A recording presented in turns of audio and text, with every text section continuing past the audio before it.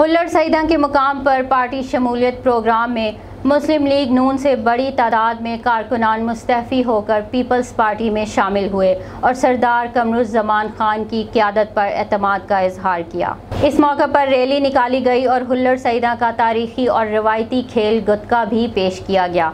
Programme में कसीर तादाद में लोगों ने शिरकत की और अपने ख्यालात का इजहार किया। सरदार कमरुज़्ज़मान खान ने पार्टी में शामिल होने वाले तमाम मुअज़्ज़िज़ीन को मुबारकबाद दी और इलेक्शन में पीपल्स पार्टी की कामयाबी के लिए सख्त मेहनत करने की ताकीद की। सरदार कमरुज़्ज़मान खान ने पीपल्स पार्टी हुल्लड़ सईदा की क़यादत सैयद आमिर खुर्शीद और सैयद सुहेल गर्देजी और इनकी पूरी टीम की मेहनत को सराहा और इन्हें कामयाब प्रोग्राम के इनेकाद पर मुबारकबाद पेश की।